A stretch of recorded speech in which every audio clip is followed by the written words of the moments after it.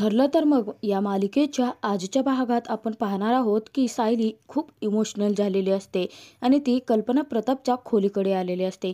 सायली जेव्हा दरवाजा उघडते त्याच वेळेस प्रताप आणि कल्पना दोघी आता एकमेकांशी गप्पा मारत बसलेले असतात. तेव्हा सायली त्यांना जेव्हा पाहते, त्यांची खोली पाहते, तेव्हा इमोशनल होऊन खूप विचार करत असते. सायली स्वतःच्या मनामध्ये म्हणते की माझ्या या माणसांमध्ये किती माया आहे आणि या मायेची ऊब या खोलीत सुद्धा जाणवते. या खोलीमध्ये मी आईशी खूप गप्पा मारल्या आहेत, बाबांचेही आशीर्वाद घेतले आहेत, परंतु आज या खोलीमध्ये मी शेवटची येते आहे. सायली खूप इमोशनल झालेली असते आणि तिच्या डोळ्यातून अश्रू येत असतात. इतक्यात कल्पनाचं लक्ष सायलीकडे जातं आणि सायलीला कल्पना आतमध्ये बोलावते. जेव्हा सायलीचा पडलेला चेहरा, उदास चेहरा ते दोघेही पाहतात, तेव्हा ते विचारात पडतात. तर प्रताप तिथे सायलीला विचारतो की सायली, काय झालं आहे? अगं, तुझा चेहरा का पडला इतका? त्यावरती उत्तर देत सायली प्रतापला म्हणते की नाही बाबा, काहीच नाही झालेलं. तेव्हा कल्पना म्हणते की परंतु मला माहिती आहे की ते नक्की काय झालं आहे. तर प्रताप कल्पनाला सांगते की आपल्या लग्नाच्या पहिल्या वाढदिवसा दिवशी तुम्ही जर फॅक्टरीत गेला असतात ना, मला सुद्धा इतकंच वाईट वाटलं असतं. तर सायली तिथे कल्पनाला सांगते की नाही अहो आई, हे ऑफिसमध्ये गेले आहेत त्याचं मला वाईट नाही वाटत आहे. खरं तर आजचा दिवस मला तुमच्या सर्वांसोबत साजरा करता आला यातच मला आनंद आहे. परंतु तिथे सायलीकडून चुकून तोंडून असं एक वाक्य बाहेर पडतं की ज्याला कल्पना आणि प्रताप दोघांनाही धक्का बसतो. तर सायली तिथे त्या दोघांनाही म्हणते की परंतु आई, असंच आपण एकत्र आनंदात कायमचं आयुष्यभर राहिलो तर किती बरं होईल ना. तर प्रताप आता चेष्टा करत सायलीला म्हणतो की सायली, अगं असं का म्हणतेस? तुझा आणि अर्जुनचा दुसरं घर घेण्याचा विचार आहे का? त्यावरती कल्पना हसतच म्हणते की अहो, काहीतरी काय बोलताय? अर्जुन आणि सायली असं काहीच नाही करणार. तर कल्पना उठते आणि सायलीला म्हणते की सायली, तू अर्जुन एकत्रच राहणार आहात. तेव्हा सायली खूप इमोशनली झालेली असते, तिच्या डोळ्यातून अश्रू येत असतात आणि तरीही कल्पनाला ती सांगते की आई, अहो मला असं म्हणायचं नव्हतं. मला असं म्हणायचं होतं की जर आयुष्यभर आपण असं सुखाचे क्षण एकत्र येऊन जगलो तर किती छान होईल ना. तर सायली प्रताप कल्पनाला म्हणते की आई बाबा, मला असं माहिती आहे की आईवडिलांच्या आशीर्वादामध्ये खूप जास्त ताकद असते. तेव्हा तुम्ही दोघंही मला आज आशीर्वाद द्या की मी कायम नीट वागेन आणि माझ्याकडून कुठलाही व्यक्ती कधीच दुखावला जाणार नाही. तर प्रताप लगेच उठतो. तर सायली त्या दोघांचाही आशीर्वाद घेते. तर प्रताप हसतच आता सायलीला म्हणतो की सायली बाळा, अगं तुला आशीर्वादाची काय गरज आहे? तुझ्याकडून साधी मुंगीसुद्धा कधी दुखावली जाणार नाही. त्यावरती कल्पना म्हणते की परंतु मी सायलीला आशीर्वाद देणार आहे. आणि कल्पना आता सायलीच्या डोक्यावरून मायेने प्रेमाने हात फिरवते आणि म्हणते की सायली बाळा, मला ना कायम 7 जन्म तूच सून म्हणून या घरात हवी आहेस. मला अशीच तुझ्यावरती माया करायची आहे. कल्पनाचं ते वाक्य ऐकून सायली आणखीनच इमोशनल झालेली असते. तर सायली मनामध्ये विचार करते की 7 जन्म, अहो आई, याच जन्मात मी तुमची सून बनून राहणार नाहीये आणि परत कधीच तुमचा हात माझ्या डोक्यावरून मायेने प्रेमाने कधीच फिरणार नाहीये. तर इकडे आता चैतन्य साक्षीला शोधत असतो, परंतु साक्षी कुठेच भेटत नसल्याने चैतन्य साक्षीला कॉन्टॅक्ट पण करतो. कॉल लावल्यानंतर कॉलसुद्धा साक्षी रिसीव्ह करत नसते. तेव्हा आता चैतन्य विचार करतो की साक्षी अचानक गेली कुठे असेल. इतक्यातच आता फायनान्सरचे गुंड साक्षीकडून पैसे घेण्यासाठी आलेले असतात. तेव्हा तो गुंड विचारतो की साक्षी कुठे आहे बोल. तर चैतन्य म्हणतो की कोण आहात तुम्ही, कशासाठी आला आहात? तर आणि असंही आमच्या घरात तुमचं काय काम आहे? तेव्हा तो गुंड आता चैतन्याची डायरेक्ट कॉलर पकडतो आणि त्याला म्हणतो की तू साक्षीचा मजनू वाटतंय, त्या साक्षीला सांग आमचे पैसे लवकरात लवकर द्यायला. तेव्हा चैतन्य म्हणतो की तुम्ही आधी कोण आहात ते तरी सांगा.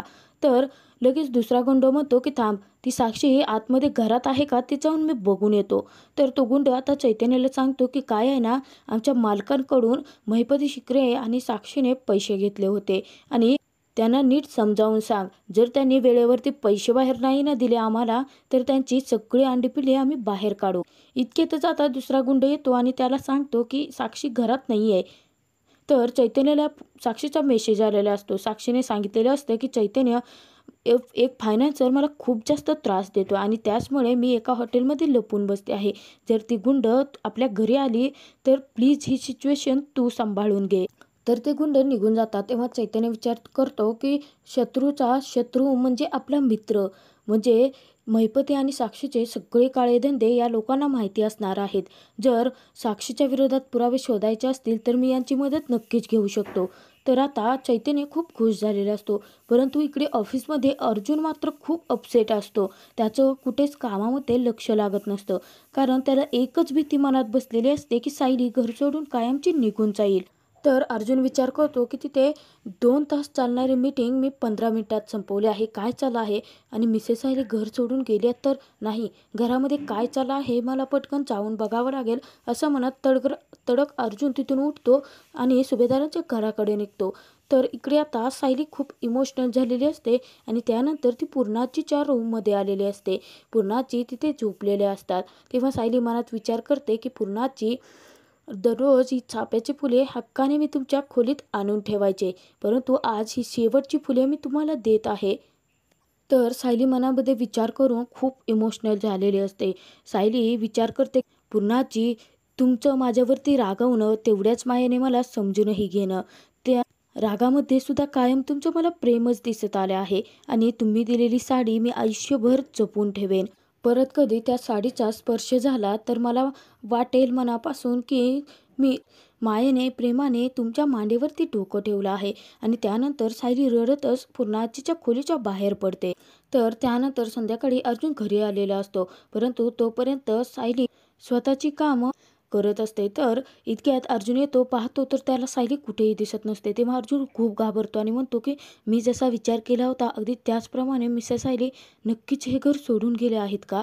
इतक्यात सायली आता किचनच्या तिथून बाहेर येते. तेव्हा अर्जुन पाहतो सायलीला. तेव्हा अर्जुनच्या जीवात जीव आलेला असतो.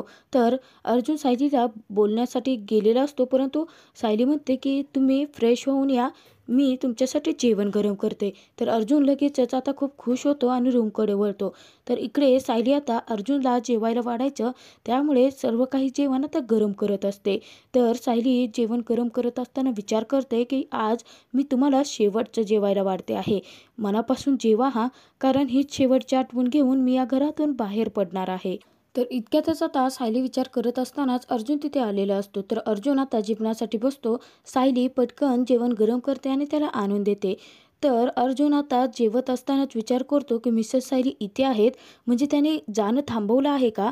परंतु त्या माझ्याशी काहीच का बोलत नाही आहेत? असा विचार करत असतानाच इतक्यात अर्जुनला जोराचा ठसका लागतो. तर सायली लगेच घाबरते आणि पटकन अर्जुनला पाणी देते पिण्यासाठी. अर्जुन सायलीला तिथे थँक्यू म्हणतो, परंतु त्यावरती सायली काहीच उत्तर देत नाही. तर त्यानंतर अर्जुन आता रूममध्ये आलेला असतो, परंतु अर्जुन खूप टेन्शनमध्ये असतो. कारण अर्जुन विचार करत असतो की मिसेस सायलीला विचारू का की त्यांनी आता काय निर्णय घेतला आहे. परंतु मी जर आता विचारायला गेलो की त्यांचं डिसिजन काय आहे, तेव्हा त्यांचा गैरसमज झाला आणि त्यांना वाटायला लागलं की मलाच असं वाटतंय की ते इथून निघून जाव्यात. तर नाही, मी असं करतो की जर मिसेस सायली इथे रूममध्ये झोपण्यासाठी आल्या तर मी समजून जाईन की मिसेस सायलीने त्यांचा डिसिजन चेंज केला आहे आणि त्या घर सोडून अजिबात जाणारच नाही आहेत. असं म्हणून अर्जुन खुश झालेला असतो. इतक्यातच सायलीने अर्जुनसाठी कॉफी आणलेली असते. तेव्हा अर्जुन म्हणतो की कॉफी आत्ता? तर सायली म्हणते की मगाशी जेवत असताना खोकत होतात ना तुम्ही, कॉफी घ्या, तुमच्या घशाला जरा बरं वाटेल. तेव्हा अर्जुन खुश होतो आणि त्यानंतर कॉफी घेतो. तर सायली लगेच आता कपाटातील ब्लँकेट उषा बाहेर काढत असते. ते पाहून तर अर्जुनचा आनंद गगनात मावेनासा होतो. कारण अर्जुनला मनापासून वाटत असतं की सायली आपल्याला सोडून जाणारच नाही आहे. अर्जुन आता विचार करतो की या नेहमीप्रमाणे झोपण्याची तयारी करत आहेत, म्हणजे 100% मिसेस सायली हे घर सोडून जाणारच नाही आहेत. तर अर्जुन पटकन उठतो आणि सायलीला आता उषा ब्लँकेट बाहेर काढण्यासाठी मदत करत असतो. तर त्यानंतर अर्जुन आता सायलीकडून उषा घेऊन दोघांच्याही मध्ये लावतो. अर्जुन खूप खुश असतो. तर सायली विचार करते की यांनी अजूनही मला विचारलेलं नाही की मी कधी जाणार आहे, म्हणजे यांच्या नक्कीच लक्षात नसेल की आज माझा या घरातला शेवटचा दिवस आहे. परंतु मी यांना आठवण करून देऊ का? नंतर सायली स्वतःच विचार करते की नाही, मी जर आता यांना असं काही म्हणायला गेले तर त्यांचा गैरसमज होईल आणि त्यांना वाटेल की त्यांनी मला स्वतःहून थांबवावं, म्हणून मी असं त्यांना विचारते. तर त्यानंतर दोघी आता एकमेकांच्या ठिकाणी झोपण्यासाठी येत असतात, परंतु दोघेही एकमेकांच्या समोर आलेले असतात आणि फक्त एकमेकांना पाहत असतात. तर त्यानंतर दोघे आपापल्या ठिकाणी झोपण्यासाठी जातात. सायली झोपते.